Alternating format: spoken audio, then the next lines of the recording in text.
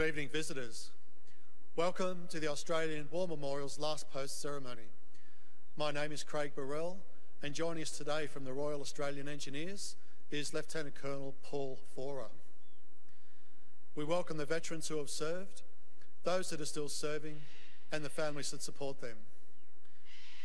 We acknowledge the members of RSL and Services Clubs Association, RSL Victoria, and RSL Queensland, who are watching the broadcast of this ceremony around Australia. During the ceremony, wreaths will be laid at the base of the pool of reflection by visitors to the memorial. Please stand and join in singing the National Anthem.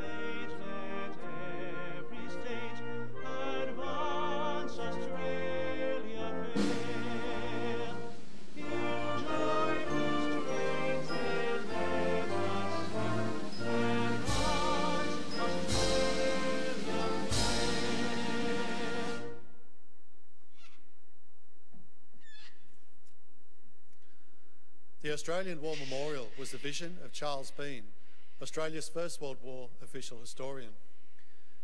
Bean landed with the Australian troops on Gallipoli and stayed with them at the front through to the end of the war.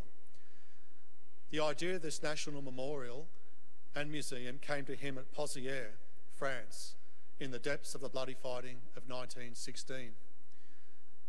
Bean's idea was that this would be a place where families and friends could mourn their loved ones buried in faraway places. It would also be a place that could help all Australians understand what these men and women had endured and what they had done for us. Bean's vision, to which we remain true, is best expressed as inscribed in the entrance to the memorial's galleries. Here is their spirit, in the heart of the land they loved, and here we guard the record which they themselves made. Tonight, we will read the story behind just one of those on the Roll of Honour, which lists the names of more than 102,000 men and women who have given their lives for us in war and operations for more than a century. But first, we present a lament, Flowers of the Forest. Wreaths or floral tributes will now be laid at the base of the pool of reflection.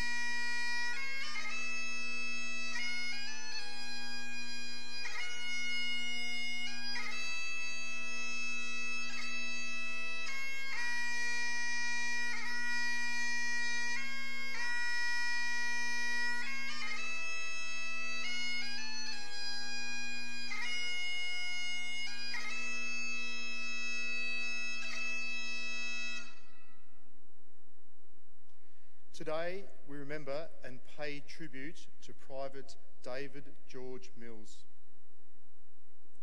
David Mills was born on the 26th of October 1891 at Marbu North, Victoria, the third and youngest son of James and Margaret Mills. David's father died when he was about 7 years old, but he was described as being of a most cheerful disposition, and he had a smile for everyone at all times. Mills enlisted in the Australian Imperial Force as soon as possible after the outbreak of war in 1914. He was accepted for active service and went into camp at Broadmeadows to begin his training. Shortly afterwards, however, he came down with the flu and became so sick he was forced to see a doctor, who discharged him as medically unfit and sent him home. Mills reportedly returned home ill and very dejected. But as soon as he'd recovered, he enlisted again. Mills again began training in Australia with the 8th Battalion and left for service overseas with the 2nd Contingent. He wrote regular letters home to his family and friends, eventually with news that he was leaving for the Dardanelles. In some of his last letters, he wrote that he felt certain he was going to his death. On the 25th of April 1915, the 8th Battalion went ashore on Gallipoli in the early hours of the morning. No more was heard of Private Mills until late May, when Margaret Mills was informed that her son had been killed in action. Rumours began to circulate as to how Mills met his death. Some said he was shot during the landing, others that he'd been killed by an artillery shell. In September 1915, Private Donald Kempheely of Williamstown returned to Australia and was able to shed light on what had happened. Private Kempheely told how shortly after the landing, he was in Shrapnel Gully and could hear wounded men crying out for water. He asked if he could go out and help them, but was refused permission. Kempheely said his commanding officer turned away, and while he was doing something a few yards away, I jumped over the parapet and went out. A fellow asked me for a drink of water. I gave him my bottle. He was shot through the back and could not move. I got him on my back and brought him within 5 or 6 yards of the trench, where he was shot a second time. I was taking him further to the rear when he was again shot, and this time the wound was fatal. Kempheely, who was later awarded the Distinguished Conduct Medal for his actions, later found out that that man was Private David Mills. Mills's body was lost in the confusion of the early days at Anzac Cove, and today he has no known burial place. He was 23 years old. His name is listed on the Roll of Honour to my right, amongst 62,000 other Australians who died while serving in the First World War. This is but one of the many stories of service and sacrifice told here at the Australian War Memorial. We now remember Private David George Mills, who gave his life for us, for our freedoms, and in the hope of a better world.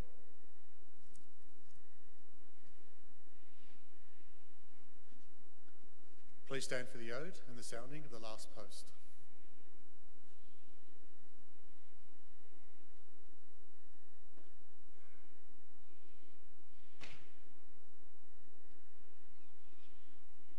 They shall grow not old as we that are left grow old.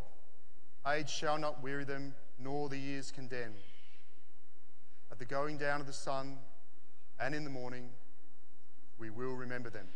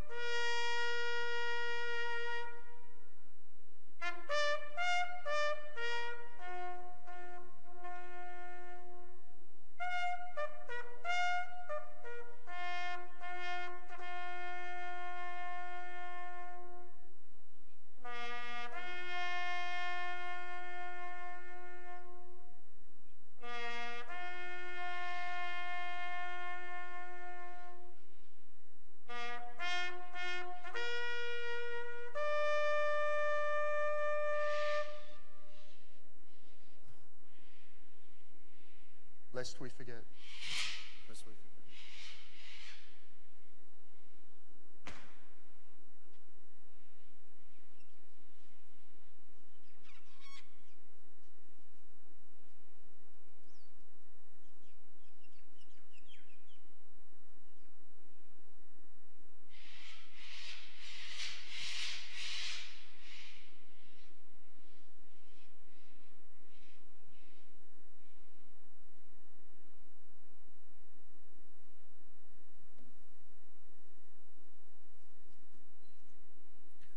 We leave you this evening with the words of the memorial's founder, Charles Bean. Many a man lying out there at Pozieres or in the low scrub at Gallipoli, with his poor, tired senses barely working through the fever of his brain, has thought in his last moments, well, it's over. But in Australia, they will be proud of this. Ladies and gentlemen, that concludes the last post ceremony. Thank you for visiting the Australian War Memorial and good evening.